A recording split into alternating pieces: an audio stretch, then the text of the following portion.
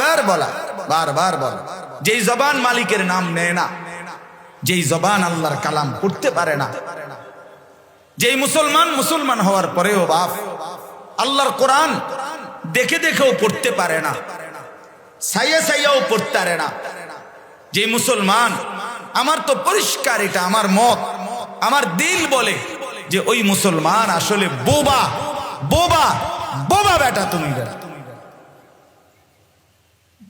যে তার মালিকের নাম নিতে জানে না, আল্লাহর কোরআন পড়তে পারে না, ওই লোকটা আসলেই বোবা। আপনি বাকি যে কথাগুলো বলেন এগুলো না বললেও চলতো মিয়া, দুনিয়া ভোগ করার জন্য ওইগুলো না বললেও চলতো। বোবা মানুষও ভাত খায়, বোবা মানুষও ঘুম যায়, বোবা মানুষও পেশাব পায়খানা করে, বোবা মানুষেরও বাচ্চা কাচ্চা হয়, বোবা মানুষও বিয়া করে। দুনিয়া ভোগ করতে কথা না বললেও চলতো, কিন্তু যেই মালিকের দেওয়া জবান, যেই মালিকের দেওয়া চোখ, তার দেওয়া জবানে, তার দেওয়া চোখে আপনি তার নামটাও নেন না, আল্লাহর কালাম দেখে দেখেও পড়তে পারেন না, স্কুলে পড়লেন, কলেজে পড়লেন, ইউনিভার্সিটিতে পড়লেন, অথবা পড়েন নাই, আজ হায়াতের 40 বছর 60 বছর পার করে ফেললেন, আমার বাপ, এর চাইতে বড় ব্যর্থতা, এর চাইতে বড় লজ্জা একজন মুসলমান হিসেবে আর কিছু হইতে পারে? এটা বেইজ্জতি বেটা, এটা বেইজ্জতি। যতগুলো পড়ালেখা করে দুনিয়া রোজগার করতেছেন, অনেক বইপত্র পড়ে, এগুলো একটা না পড়েও দুনিয়া ভোগ করা যাইতো। অসংখ্য মূর্খ বকলম নাম দস্তখত করতে জানে না, তারাও গোটা দুনিয়ার বাড়ি গাড়ি নারী অর্থ বিত্ত ক্ষমতা দালান টাইলস দুনিয়ার সমস্ত ভোগের সামগ্রী তারাও ভোগ করছে। আপনি দেখেন গিয়া, আপনি দেখেন, এগুলো ছাড়াও দুনিয়া মিলে যায়। এই বাংলা অঙ্ক ইংরেজি পদার্থ জীববিজ্ঞান ছাড়াও দুনিয়া মিলে যাইতো, কিন্তু কোরআন ছাড়া, সেজদা ছাড়া, মালিকের নাম ছাড়া, জিকির ছাড়া, আল্লাহ তাআলার গোলামি ছাড়া আখিরাত মিলবে না, আখিরাত মিলবে না।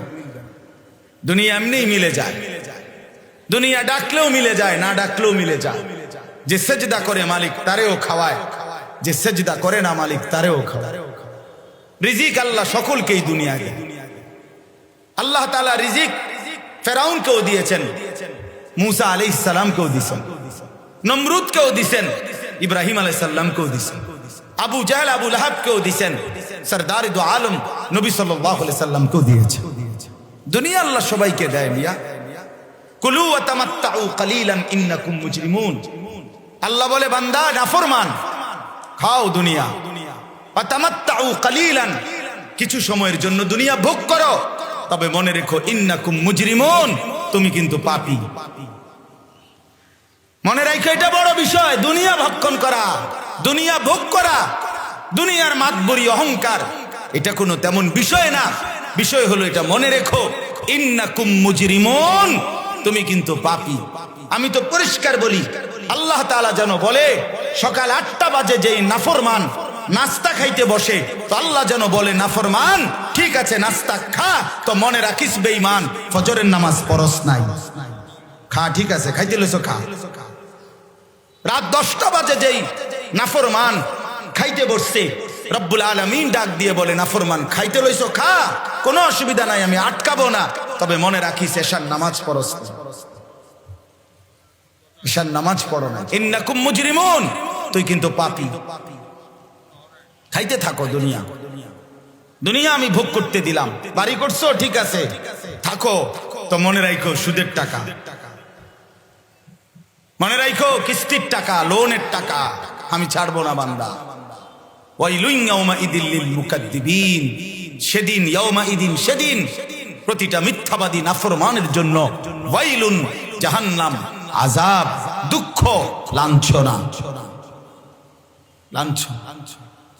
ওয়াদারনি ওয়াল মুকাদ্দিবিনা উলিন না'মাতি ওয়ামাহিলহুম কালিলা। আল্লাহ তাআলা বলে মিথ্যাবাদী নাফরমানকে কিছু সময়ের জন্য দুনিয়া ভোগ করবার সুযোগ দাও,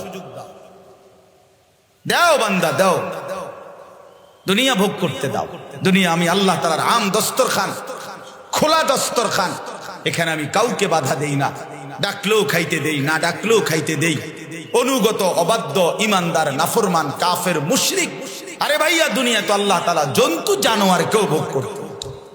দুনিয়া তো কুকুর বিড়ালও ভোগ করে, দুনিয়া তো গরু ছাগলও ভোগ করে। এজন্য বাপ, এটা এমনি মনের আবেগে বললাম। অনেক মুসলমান বহুতই বড় আফসোস, আল্লাহর কোরআন পড়তে জানেন না, আল্লাহর কোরআন পড়তে জানেন না। এই জবান দিয়ে মালিকের নাম, আখিরাতের কথা, এই জবান দিয়ে আল্লাহর কথা উচ্চারিত হতেই চায় না, হতেই চায়। এর চাইতে বড় আফসোস আর কিছু নয়। চলেন, তো আল্লাহ নবী সাল্লাল্লাহু আলাইহি সাল্লামের উপর জিবরাইল কোরআন নাজিল করলেন। এই সূরাটা কোন সূরা বলেন? বলেন না, সূরা দাহার। কত নম্বর সূরা বলেন? ৭৬ নম্বর সূরা, ২৯ নম্বর। আমার একটা উদ্দেশ্য হলো, আমার শায়েখের এটা একটা আমল।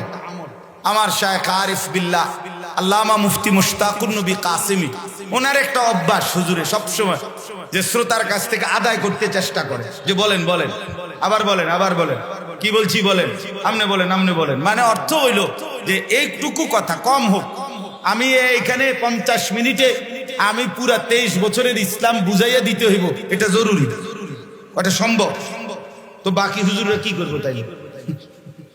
তাহলে বিষয়টা এটা না, বিষয়টা হলো অল্পই বললাম, কিন্তু এটুকু কথা যেন আল্লাহর বান্দার কলিজাতে বসে। এই জন্য এটা হুজুরের একটা আমল। যাই হোক, তো এই সূরা দাহার হযরত জিবরাইল আলাইহিস সালাম নাজিল করলেন। আল্লাহর নবী সাল্লাল্লাহু আলাইহি ওয়াসাল্লাম তিনি এই উপস্থিত সাহাবীদের সামনে এই সূরাটা তেলাওয়াত করে শুনাইলেন। এই তাজা তাজা সূরা মাত্র নাজিল হলো। তো একটু আগেই বললাম, এই সূরার মধ্যে কোরআনের জান্নাতের বর্ণনাটা খুব চমৎকার, অভিনব, এবং আল্লাহ তাআলা অত্যন্ত হৃদয়গ্রাহী, আকর্ষণীয় ভঙ্গিমায় জান্নাতের বর্ণনা দান করছেন। যখনই আল্লাহর নবী সাল্লাল্লাহু আলাইহি সাল্লাম এই জান্নাতের বর্ণনা সম্বলিত এই সূরাটা তেলাওয়াত করে মাত্র শেষ করলেন, এই এতক্ষণ পর্যন্ত যে কালো চেহারা ওই যে হাবশী সাহাবী এখানে বসা ছিল, যিনি নবীজিকে দুই চারটা কথা জিজ্ঞাসা করতেছিলেন, এই দেখতে তো মনে হয়েছিল সহজ সরল সাহাবী, সাদা সিধা সাহাবী, উল্লেখযোগ্য কোনো সাহাবী না। কিন্তু এই সাহাবী এই সাথে সাথে আল্লাহর নবী সাল্লাল্লাহু আলাইহি ওয়াসাল্লাম যখন সূরাটা পড়ে শেষ করলেন, জান্নাতের খুশিতে, জান্নাতের প্রাপ্তির আনন্দ, খুশিতে, আশায় একটা চিৎকার দিলেন, ওইখানেই ইন্তেকাল করে মারা গেল, ওইখানে ইন্তেকাল। রাসূলুল্লাহ সাল্লাল্লাহু আলাইহি ওয়াসাল্লাম সাহাবীদেরকে বললেন, লাকাদ আখরাজা নাফসা সাহিবিকুম আশ-শাওকু ইলাল জান্নাহ। দেখো তোমাদের এই সাথী তার জীবন দিয়ে দিল জান্নাতের প্রচন্ড আগ্রহে, জান্নাতের শৌক, জান্নাতের আগ্রহে সে তার জীবন দিয়ে দিল। এই ছিল সাহাবায়ে কেরামের জিন্দেগি। আমার বাপ, এই ছিল সাহাবায়ে কেরাম, যারা প্রচন্ড ভাবে জান্নাতের আকাঙ্ক্ষা করতেন, যাদের কলিজার ভিতরে আল্লাহ তাআলা, যাদের কলিজার ভিতরে জান্নাতের আগ্রহটাকে, আখিরাতটাকে যেন আল্লাহ তাআলা রাসূলুল্লাহ সাল্লাল্লাহু আলাইহি ওয়াসাল্লামের সোহবতের বরকতে সাহাবায়ে কেরামের প্রত্যেকের জিন্দেগিটা এমন হয়েছিল যেন জান্নাত, যেন আখিরাত 24 ঘন্টা চোখের সামনে দেখতেন, চোখের সামনে দেখতেন। জান্নাতকে দেখে দেখে, আখিরাতকে দেখে দেখে জিন্দেগিটা পার করছে, জীবনটা পার করছে। এই ছিল সাহাবায়ে কেরাম। কোরআনুল কারীমের মধ্যে আল্লাহ তাআলা কতভাবে বলছেন, উলাইকাল্লাযীনা ইমতাহানাল্লাহু কুলুবাহুম লিত্তাকওয়া। আল্লাহ তাআলা বলেন, লক্ষ কোটি কোটি বান্দার মধ্য থেকে আমি আল্লাহ নিজে আমার রাসূলের জন্য প্রতিটা সাহাবীর দিল, অন্তর পরীক্ষা করে করে আমি আল্লাহ তাকওয়ার জন্য ঈমান, ইলম, তাকওয়া, আখিরাত, পরকালের জিন্দেগি, এই তাকওয়ার জীবন আমি আল্লাহ পরীক্ষা করে করে তাদের কলিজার মধ্যে বসায় দিয়েছি। উলাইকাল্লাযীনা ইমতাহানাল্লাহ, আল্লাহ পরীক্ষা করছেন সাহাবীদের দিল। প্রতিটা সাহাবীর সার্টিফিকেট রব্বুল আলামিন নিজে দিয়েছে। লাহুম মাগফিরাতুন ওয়া আজরুন আযীম। আল্লাহ তাআলা বলেন, আমি মালিক ঘোষণা দিলাম সমস্ত সাহাবীদের জন্য, আমি আল্লাহ মাগফিরাতের ঘোষণা দিলাম। ওয়া আজরুন আযীম। আল্লাহ তাআলা বলেন, এবং সুউচ্চ বিনিময়, জান্নাতের বিনিময় আমি তাদেরকে দেব, এই ফয়সালা আমি জমিনে থাকতেই শুনায় দিলাম। এই ছিল সাহাবায়ে কেরাম। কোরআনুল কারীমের মধ্যে আল্লাহ তাআলা বলছেন, বন্ধু ওই যে দেখেন আপনার সাহাবীরা রুকু দেয়, সেজদা দেয়, এরা আশা করে আছে এই যে নামাজ পড়তেছে হাসরের ময়দানে বিনিময় পাবে, হাসরের ময়দানে ঘোষণা শুনবে যে আল্লাহ নামাজ কবুল করলো কিনা। আমরা সবাই আমরা যে যা নামাজ পড়তেছি আমাদের তো সবার হিসাব আমরা পাবো কোথায়? কথা বলেন না। আখিরাতে জানবেন কোন নামাজ কবুল হইল না হইল, এটা এখন জানছেন আপনারা কেউ? কিন্তু আল্লাহ তাআলা সাহাবায়ে কেরামের ব্যাপারে বলে দিলেন যে বন্ধু আমি হাসরের ময়দানে ঘোষণা জানাবো না, না না, এখন জমিনের মধ্যে জানাইতেছি। ইয়াবতাগুনা ফাদলাম মিনাল্লাহি ওয়া রিদওয়ানা। আপনার সাহাবীর প্রত্যেকটা রুকু সেজদা শুধুই কেবল আমি আল্লাহর সন্তুষ্টির জন্যই হইতেছে। এখনই জানিয়ে দিলাম, এখনই জানিয়ে দিলাম। ওয়ালাকিন্নাল্লাহা হাব্বাবা ইলাইকুমুল ঈমান ওয়া যায়্যানাহু ফি কুলুবিকুম ওয়া কাররাহা ইলাইকুমুল কুফরা ওয়াল ফুসুকা ওয়াল ইসয়ান উলাইকা হুমুর রাশিদুন। কি আজীব আয়াত!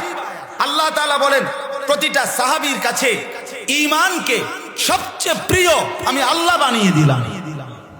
ওয়া যায়্যানাহু ফি কুলুবিকুম, প্রতিটা সাহাবীর দিলের মধ্যে ঈমানকে, পুরা দ্বীনকে আমি আল্লাহ তাদের কলিজার মধ্যে বসাইয়া সাজায়া দিলাম। এবং আমি আল্লাহই তাদের দিল থেকে কুফর, কবিরা গুনাহ, আল্লাহর অবাধ্যতা, সমস্ত কিছুর প্রতি ঘৃণা, বিদ্বেষ আমি আল্লাহই তৈরি করে দিলাম। সাহাবায়ে কেরামের দিল এভাবে বানালাম, কুফরিটাকে, শিরিকটাকে, বিদআতটাকে, গুনাহে কবিরাকে, হারামে লিপ্ত হওয়াকে আল্লাহ তাআলাই অপছন্দনীয় বানিয়ে দিলেন। এরপরে আল্লাহ তাআলা বললেন উলাইকা হুমুর রাশিদুন, এরা সকলেই হচ্ছে কল্যাণ প্রাপ্ত, সুপথ প্রাপ্ত, জান্নাত প্রাপ্ত। এত সিফাত, এত মর্যাদা, রাদিয়াল্লাহু আনহুম ওয়া রাদু আন। এক বান্দার জীবনের সবচেয়ে বড় পাওয়া হলো রিদওয়ান, আল্লাহর সন্তুষ্টি। কোরআনুল কারীমে আছে, আল্লাহ বলেন ওয়া রিদওয়ানুম মিনাল্লাহি আকবার, আকবার, আকবার। আল্লাহর সন্তুষ্টি যদি কারো মিলে যায় তাহলে সেটাই হচ্ছে আকবার, সবচেয়ে বড়, সবচেয়ে বড়, সবচেয়ে বড়। তো আল্লাহ তাআলা খুদ সমস্ত সাহাবীদের ব্যাপারে বললেন, বন্ধু আমার সন্তুষ্টি আমি জমিনে থাকতেই তাদের ব্যাপারে জানিয়ে দিলাম। রাদিয়াল্লাহু আনহুম ওয়া রাদু আনহু, তাদের প্রতি আমিও সন্তুষ্ট, তারাও আমার প্রতি সন্তুষ্ট। এতভাবে কোরআনুল কারীমের মধ্যে বলার পরে রাসূলুল্লাহ সাল্লাল্লাহু আলাইহি ওয়াসাল্লামের বর্ণিত এতগুলো হাদিসের বলার পরে আপনি কিংবা আমি কিংবা কোনো বুদ্ধিজীবী কিংবা কোনো নামধারী পণ্ডিত যদি সাহাবায়ে কেরামের জন্য ইতিহাসের কোনো বই থেকে ঐতিহাসিক কোনো তথ্যের ঘটনার আলোকে বিশ্লেষণ করে সাহাবায়ে কেরামের চরিত্রের উপরে, আখলাকের উপরে, জিন্দেগির উপরে, কর্মকাণ্ডের উপরে কোনো কলঙ্ক লেপন করতে চায়, কোনো মন্তব্য করতে চায়, তার মতো গোস্তাখে সাহাবা, তার চাইতে বড় বেয়াদব আর কোন জমিনে কেউ হইতে পারে না। বেটা তোর কোনো অধিকার নাই, বেটা তোর কোনো অধিকার নাই। বেটা কোন গোস্তাখে সাহাবা, সাহাবায়ে কেরামের প্রতি বিদ্বেষী, সাহাবায়ে কেরামের প্রতি সামান্যতম যাররা পরিমাণ যার কলিজার ভিতরে সন্দেহ আছে, সংশয় আছে, বিরূপ মন্তব্য আছে, তার সাথে ইমানদারের, আহলে সুন্নাত ওয়াল জামাতের উলামায়ে কেরামের কোনো আপোষ, কোনো ঐক্য, কোনো সমন্বয় হতে পারে না, না, না, দলদার নয় কেন না, সাফ কথা হবে না। ইমানের বিচ্যুতি দিয়ে ঐক্য হয় না, আকীদার বিচ্যুতি দিয়ে ঐক্য হয় না। বিশ্বাসের মধ্যে যদি ভিন্নতা হয় ঐক্য হবে কেমন বলেন? এজন্য গুস্তাখে সাহাবা, সাহাবায়ে কেরামের শান ও আজমতের উপরে এই মাহফিল। আমরা শতভাগ ইয়াকিনের সাথে সমস্ত সাহাবায়ে কেরামের প্রতি শতভাগ আস্থা রাখি।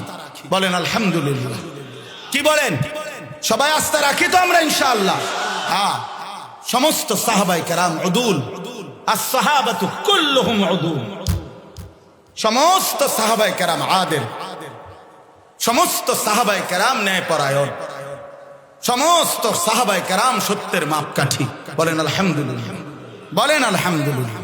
তুমি না বুঝতে তুমি ইতিহাস চর্চা করো, ঐতিহাসিক তথ্যের আলোকে শুদ্ধ মারো। হ্যাঁ, ঐতিহাসিক তথ্যের আলোকে সমস্ত তথ্য উপাত্ত বিচার বিশ্লেষণ করে বিষয়টি বুঝা গেল এখানে একটু সমস্যা আছে স্যার। আরে বাবা, ফাইজলামি সবাই লোকে। হ্যাঁ, আল্লাহ তাআলা পুরা কোরআনুল কারীমের মধ্যে এইভাবে বললেন, উলাইকা হুমুর রাশিদুন লাহুম মাগফিরা লাহুম আজরুন আযীম।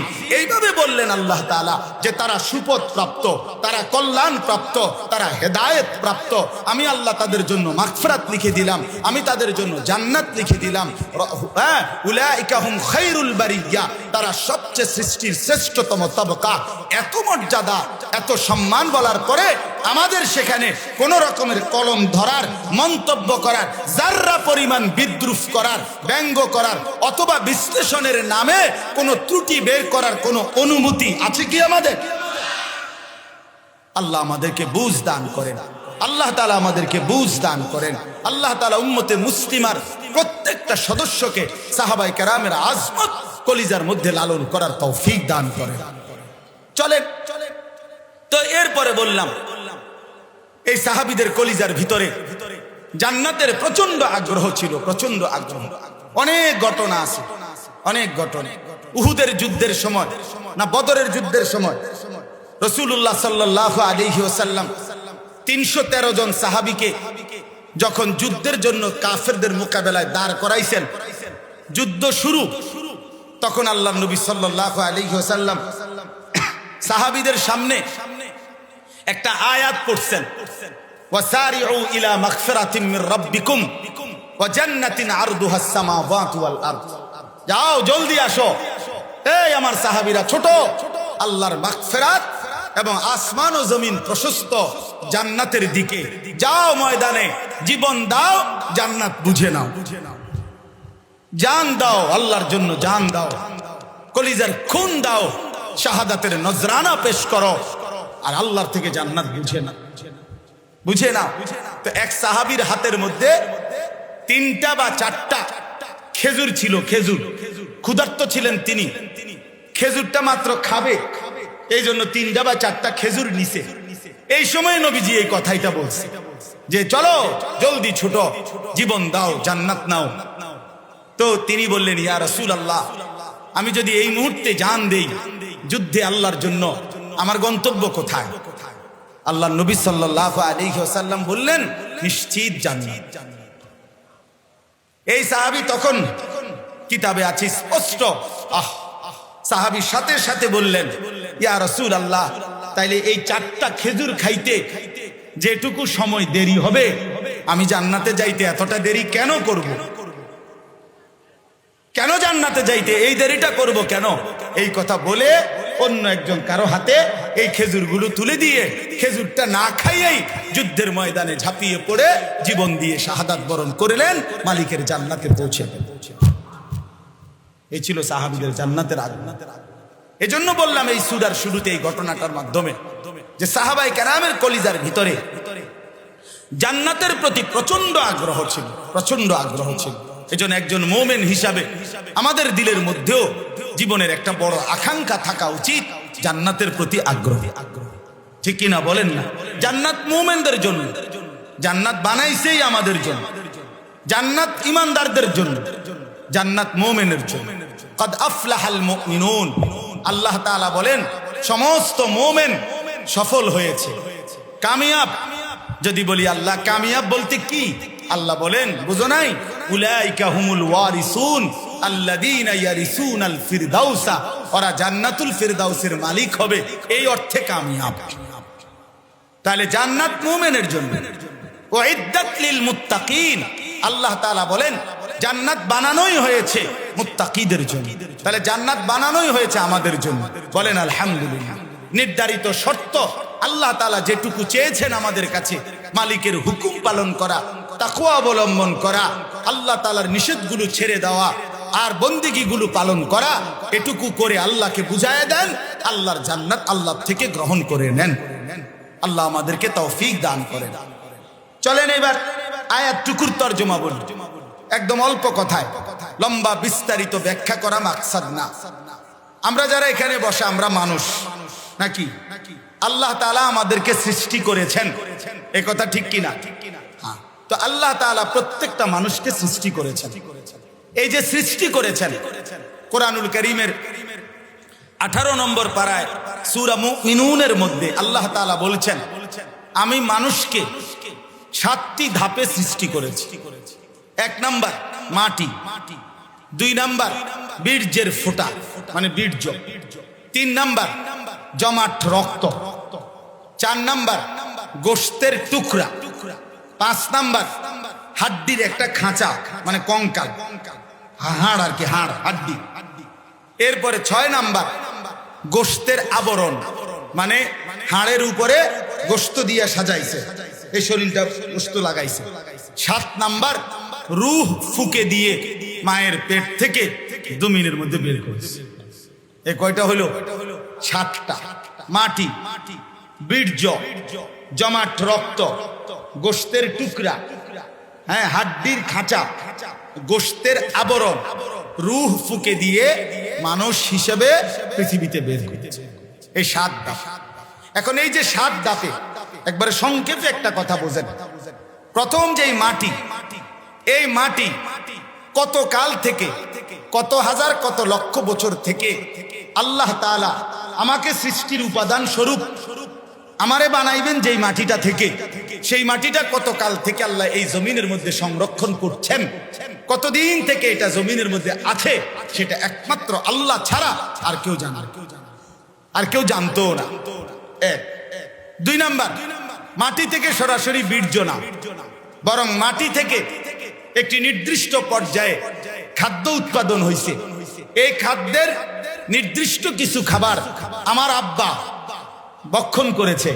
সেই ভক্ষণ করার পরে নির্দিষ্ট সময়ে নির্দিষ্ট পরিমাণ আল্লাহ তাআলার কুদরতে সেই খাবার থেকে বীর্যের ফোঁটা তৈরি হয়েছে। একটি নির্দিষ্ট সময় পরে বাবা মায়ের মিলনের মাধ্যমে উভয়ের মিশ্র বীর্য আল্লাহ তাআলা মায়ের জরায়ুর মধ্যে স্থাপন করেছেন। সেখান থেকে পর্যায়ক্রমে বাকি ধাপগুলো অতিক্রম করে 9 মাস পরে, 9.5 মাস পরে, 10 মাস পরে একদিন আমারে মায়ের পেট থেকে এই জমিনের আলো দেখিয়েছেন। তাইলে কতদিন থেকে মাটি ছিল, কতদিন থেকে খাবারের মধ্যে ছিল, কতদিন থেকে বাবার বীর্যে ছিল, কতদিন থেকে মায়ের রেহেমের মধ্যে আসছে, সেখান থেকে কতদিন লাগায়া আমারে ধীরে ধীরে তৈরি করে এই দুনিয়ার আলোর মুখ দেখাইছে। এই লম্বা সময় পিছনের এই দীর্ঘ টাইমটা আমি আপনি কেহই আমাদের নাম, ঠিকানা, আলোচনা, বিশ্লেষণ, পর্যালোচনা, উল্লেখ করার মতো কোনো বস্তুই আমরা ছিলাম না। আমাদেরকে কেউ চিনত না, আমাদের কোনো নাম ছিল না, ধাম ছিল না, আমাদের কোনো পরিচয় ছিল না। কিন্তু রব্বুল আলামিন বলেন, এই লম্বা সময় ধরে আমি তুমি উল্লেখ করার মতো কোনো বস্তু ছিলে না। এরকম একটি অনুল্লেখ, অপরিচিত, অনস্তিত্বের একটি অবস্থা থেকে আমি আল্লাহ দীর্ঘ সময়ের যত্নে পরিচর্যা করে আমি আল্লাহ মিশ্র স্বামী স্ত্রীর বীর্য থেকে তুমি মানুষকে সৃষ্টি করেছি। এত লম্বা সময় লাগাইয়া, এত দীর্ঘ পরিকল্পনার মাধ্যমে, এত দিন যত্ন করে আগলাইয়া রাখার মাধ্যমে সেই তুমি পৃথিবীর মধ্যে আইসা আমার ভুলে গেলে কেমনে ভুলে গেলে না ফরমান বলেন? আজ যারা সেজদা করে না তারা কি জবাব দিবে? আল্লাহ যখন জিজ্ঞেস করবে, বান্দা তুমি জানো কত লম্বা সময় লাগাই আমি তোমারে বানাইছি? তুমি কি আমার 1 ঘন্টার? তুমি আমার দীর্ঘ সময়। এই জন্য আল্লাহ তাআলা বলেন, আমি রব্বুল আলামিন। এইবার তরজমাটা দেখেন, হাল আতা আলাল ইনসানি হিনুম মিনাদ দাহর লাম ইয়াকুন শাইআম মাযকুরা। মানুষ, তোমার উপর দিয়ে একটি লম্বা সময়, দীর্ঘ যুগ অতিবাহিত হয়েছে, লাম ইয়াকুন শাইআম মাযকুরা, যখন সে কোনো উল্লেখ করার মতো বস্তু ছিল না, ছিল না। এখানে কোন মাটিতে কার সৃষ্টির উপাদান পৃথিবীর কেউ জানে? কেউ কথা বলেন না। কোনো লিস্টি আছে কারো কাছে? কিচ্ছু কিচ্ছু। একটি লম্বা সময় পরে পর্যন্ত আমরা উল্লেখ করার মতো ছিলাম না। মায়ের পেট থেকে যেদিন বের হইল, 6 দিনের দিন, 7 দিনের দিন, যেদিন আমার একটা নাম রাখলো আনিসুর রহমান, সেদিন থেকে পৃথিবী চিনল এইটা আনিসুর রহমান। এর আগে বেলা ছিল না, এর আগে কোনো আলোচনাই ছিল না, পরিচিতি ছিল না, এর আগে কেউ জানতো। আল্লাহ তাআলা বলেন, ইন্না খালাকনাল ইনসানা মিন নুতফাতিন আমশাজ, সেই আমি আল্লাহই এই লম্বা সময়ের ব্যবধানে মাটি থেকে খাবারের উপাদান, খাবারের উপাদান থেকে পিতার বীর্য, পিতার বীর্য থেকে স্বামী স্ত্রীর মিলন, সেখান থেকে উভয়ের বীর্য একত্রিত করে আমি আল্লাহ জরায়ুর মাধ্যমে এরপরে রেখে নির্দিষ্ট সময় কাটিয়ে আমি আল্লাহ মানুষকে সৃষ্টি করেছি। মিন নুতফাতিন আমশাজ মানে মিশ্র বীর্য। এই জন্য একটি সন্তানের জন্মে স্বামীর বীর্য, স্ত্রীর বীর্য, উভয়ের বীর্যই ব্যবহার হয়। উভয়ের বীর্যের মাধ্যমে আল্লাহ তাআলা মানুষকে সৃষ্টি করেন। এখন আল্লাহ তাআলা বলতেছেন যে বান্দা, এই লম্বা সময় লাগাইয়া আমি তোমারে কেন বানাইলাম? তোমারে পৃথিবীতে কেন পাঠাইলাম? বানাইলাম কেন এত দীর্ঘদিন লাগাইয়া? আপনি চিন্তা করে দেখেন, আল্লাহ তাআলা তো সেই মালিক যিনি চাইলে কুন বললেই হয়ে যায়, ঠিক কিনা বলেন না? আল্লাহ যদি বলে কুন হও, তো হইতে লাগবে আধা ঘন্টা, 10 মিনিট, 10 সেকেন্ড, পলকের মধ্যেই হয়ে যাবে। তো যে মালিক চাইলে এক পলকেই আমারে বানাইতে পারতেন, তিনি এত লম্বা সময় ধরে আমারে আগলাইয়া ধীরে ধীরে ধীরে ধীরে এই পর্যায়ক্রমে আমারে আল্লাহ তাআলা পৃথিবীতে মানুষ হিসাবে কেন বানাইলেন? কেন বানাইলেন? এটা যদি আমরা প্রশ্ন করেন, চিন্তা করে, প্রত্যেকটা মানুষের এটা ভাবা উচিত, প্রতিটা যুবকের এটা ভাবা উচিত। হায় নওজোয়ান, কেন তোমারে বানাইলো? শুধু মোবাইল টিপবা, উলঙ্গ ছবি দেখবা, নর্তকীর নাচ দেখবা, জিনা আর ব্যভিচারের দৃশ্য দেখবা, সারা রাত উলঙ্গ ছবি দেখবা, সারা দিনে একটা সেজদা দিবা না, না মালিক চিনলা, যা না রাসূল চিনলা, না কোরআন চিনলা, না আল্লাহ চিনলা, না আখিরাত চিনলা, না মায়ের সম্মান বুঝলা, না বাবার ইজ্জত বুঝলা, না বংশের ইজ্জত বুঝলা, না ধর্মের সম্মান বুঝলা, কিচ্ছুই চিনলা না। শুধুই কেবল ঘোরাফেরা, শুধুই কেবল আড্ডা, শুধুই কেবল নারী, ছবি, নর্তকী, জিনা, ব্যভিচারের দৃশ্য, মদ, জুয়ার আড্ডা। এটা কি কোনো জিন্দেগি হইতে পারে বাপ? এজন্যই আল্লাহ বানাইছে। আর বয়স্ক মাঝ বয়সী বাবা, আপনারা ভাবেন আপনাদের জিন্দেগি আল্লাহ তাআলা কেন বানাইছেন? আজকের মাঝ বয়সী লোকেরা, বয়স্ক লোকেরা হিসাব মিলায় ছেলে 3টা বিদেশে পাঠিয়ে দিছি, অথবা দেশে কামাই রোজগারি করে 4টা মেয়ে বিয়ে দিয়ে ফেলছি, বাড়িতে একটা বিল্ডিং করছি, কদ্দুর জায়গা জমি কিনছি, মাশাআল্লাহ জীবনের টার্গেট হাসিল হয়ে গেছে। পৃথিবীতে আসছিলাম যে উদ্দেশ্যে, এই উদ্দেশ্য অর্জন হয়ে গেছে। আসছিলাম দুনিয়াতে ফুট বিদেশ পাঠাইতে, বিদেশ পাঠাইলাম, মাইয়া বিয়া দিতে, মাইয়া বিয়া দিলাম, বিল্ডিং করলাম, ঘর দুয়ার করলাম। এখন শেষ বয়সটা খায়, ঘুমায়, পান খায়, বন খায়, বিড়ি খায়, চা খায়, আর চা দোকানে আড্ডা মারে, গল্প করে খামখেয়ালির এক জিন্দেগি শেষ করে দিচ্ছে। খালাস, এরই নাম জীবন। এজন্যই আল্লাহ তাআলা পাঠিয়েছিলেন। তো আল্লাহ তাআলা বলেন কেন পাঠালাম? তো আল্লাহ তাআলা বলেন নাবতালিহি, আমি পরীক্ষা করার জন্য। কি জন্যে? পরীক্ষা করার জন্য। বলেন না কি জন্য পাঠাইছেন? আমাকে কেন বানাইছেন?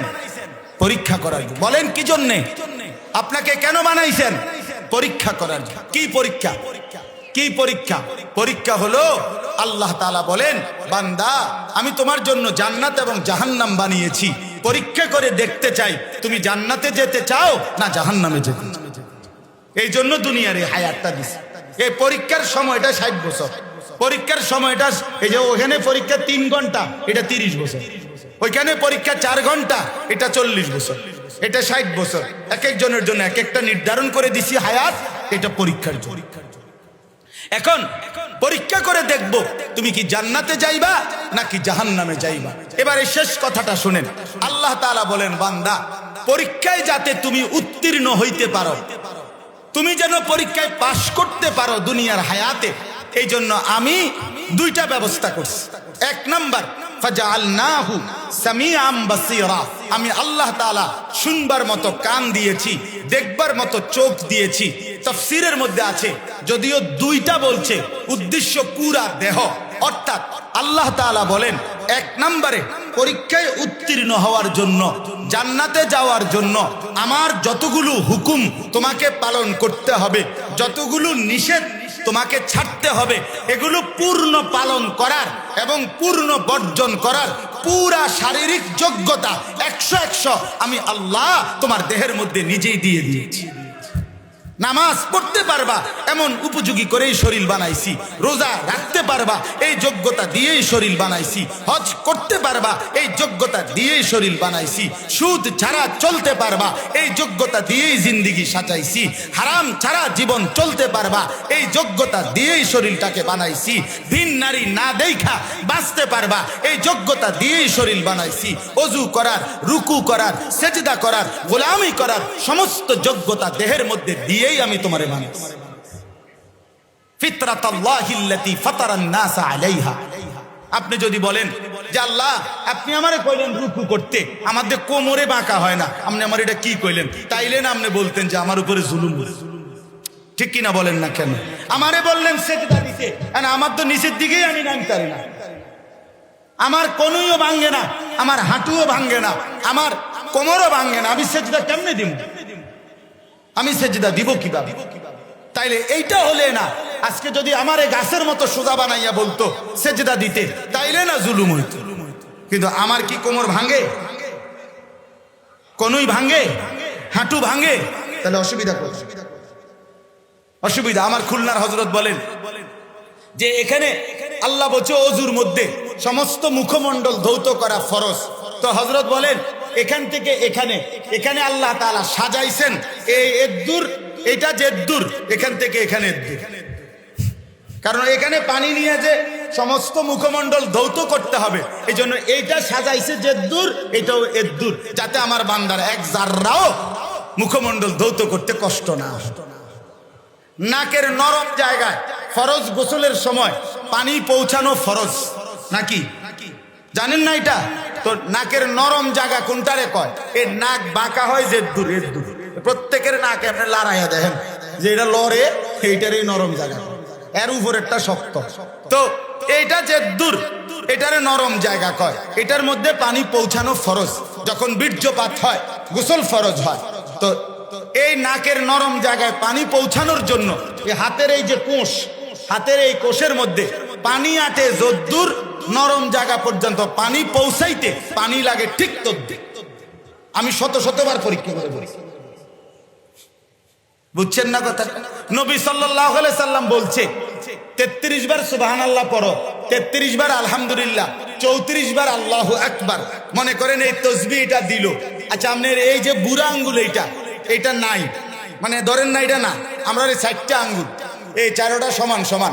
এখন আমারে বললো 33 বার সুবহানাল্লাহ, 33 বার আলহামদুলিল্লাহ, 34 বার আল্লাহু আকবার পড়ো। তো কেমনে পড়বেন? কেমনে পড়বেন? কেমনে?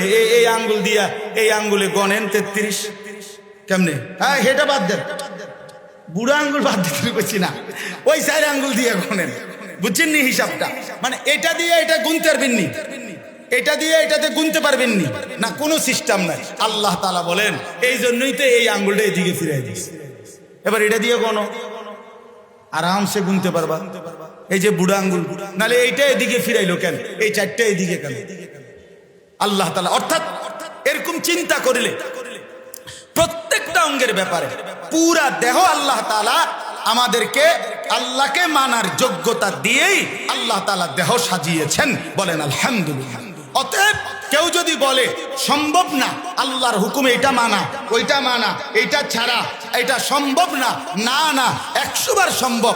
আপনি শয়তানের কাছে হেরে গেছেন, আপনি নফসের কাছে হেরে গেছেন, আপনি দুনিয়ার লোভে ডুবে গেছেন, আখিরাত ভুলে গেছেন। আর কোনো কারণ যোগ্যতা আছে। যোগ্যতা কি? মানার যোগ্যতা আল্লাহকে আমাদের দেহের মধ্যে আছে কিনা বলেন? আচ্ছা, এবার শেষ আল্লাহ বলেন ইন্না হাদাইনাহুস সাবিলা। শরীরের মধ্যে তো যোগ্যতা দিছি আমাকে মানা, কিন্তু দিয়া তোমার হাতে ছেড়ে দেই নাই, বরং আমি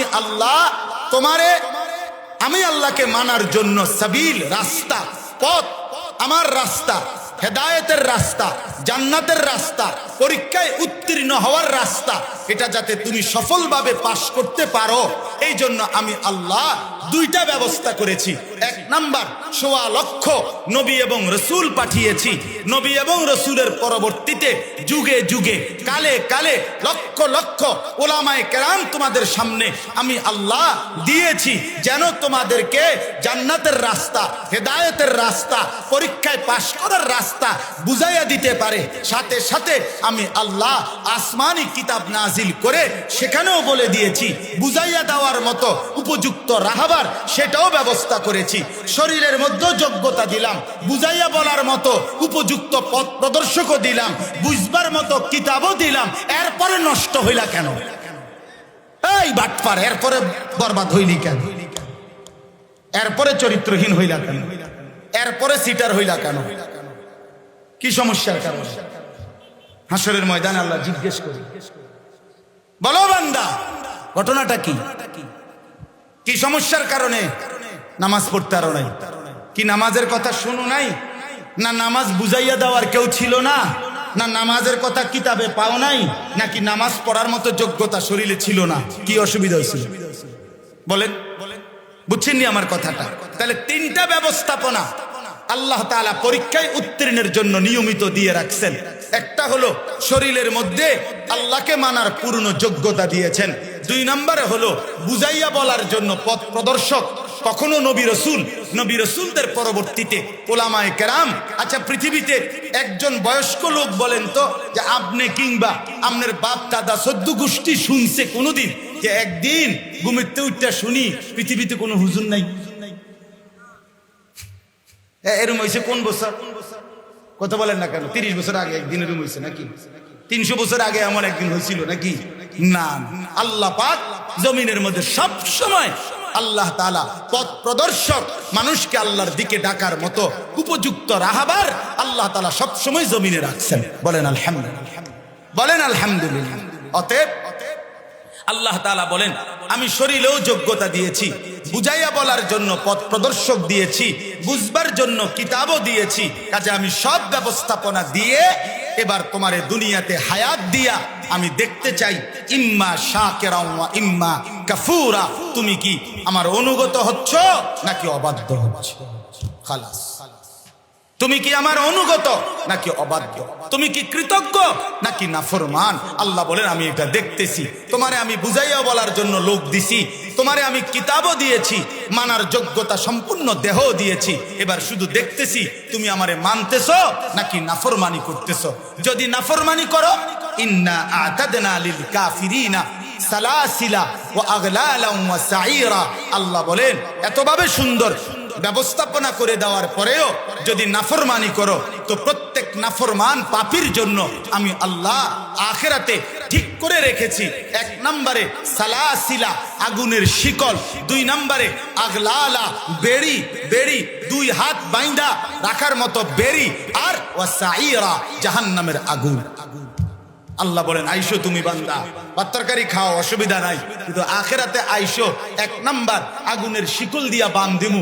2 নম্বরে আগলাল, অর্থ হইল এই 2 হাত এইভাবে ঘাড়ের সাথে বান দিয়া রাখি, বেড়ি দিয়া বান দিয়া। আর 3 নাম্বার হলো জাহান্নামের আগুনের মধ্যে ফেলা।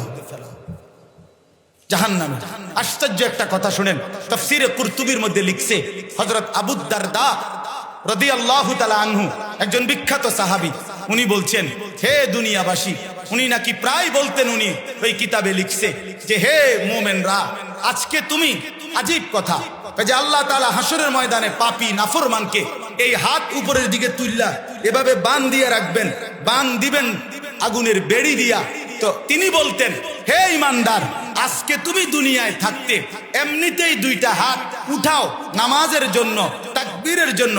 আজ তুমি এমনি উঠাও, তাইলে লাভবান হবা, নয়তো একদিন নিশ্চিত তোমার সেই 2 হাত উঠানো হবে, কিন্তু সেদিন সেটা বান দেওয়া হবে। আল্লাহ আমাদেরকে মাফ করুন। শেষ কথা হলো, ইন্নাল আবরারা ইয়াশরাবুনা মিন কাসিন কানা মিজাজুহা কাফুরা। আল্লাহ তাআলা বলেন, আর আমি আল্লাহ অনুগত বাধ্য আমার ফরমাবরদার নেককার বান্দাদের জন্য জান্নাতের নিয়ামত রেডি রাখছি। 1 নম্বরে কাফুর নামক জান্নাতের একটি স্পেশাল ঝর্ণা মিশ্রিত, সেখান থেকে নেওয়া পানি জান্নাতের শরাবের সাথে মিশিয়ে আমি আল্লাহ সর্বোচ্চ সুগন্ধিময় পানীয় জান্নাতি বান্দাকে পান করাবো। এরপরে আরো কি কি দেবে সেগুলো আপনি পরে শুনে নেন। প্রথম আমি ফানিটা কইলাম, বাকিটা আপনি কইলাম, আরো আছে সামনে। অর্থাৎ সামনে জান্নাতের বর্ণনা ধারাবাহিকভাবে দিছে। আপনাদের কাছে আমার এই অনুরোধের কথা বাপ, আমি আপনি প্রত্যেকেই চলেন আজকের এই মাহফিল থেকে আমরা নিয়ত করি, আমাদের শরীরে আল্লাহকে মানার যোগ্যতা আছে, আমাদের জন্য উলামায়ে কেরাম আছে, আমাদের জন্য আসমানি কিতাব আছে। অতএব আমরা প্রত্যেকে ইনশাআল্লাহ নিজের জীবনকে কদর করে আখিরাতের পুঁজি সংগ্রহের জন্য, জান্নাত অর্জনের জন্য মেহনত করুন। বলেন ইনশাআল্লাহ, বলেন ইনশাআল্লাহ, বলেন ইনশাআল্লাহ। কোন নাফরমানি, গুনাহ, আল্লাহর অবাধ্যতা শতভাগ ছেড়ে দেওয়ার জন্য আমরা নিয়ত করি, হিম্মত করি। আল্লাহ আমাদেরকে তৌফিক দান করেন, কবুল করেন। শানে সাহাবা এই সম্মেলনকে আল্লাহ তাআলা কিয়ামত পর্যন্তের জন্য কায়েম দায়েম করে দেন। আমিন। সুবহানাল্লাহ।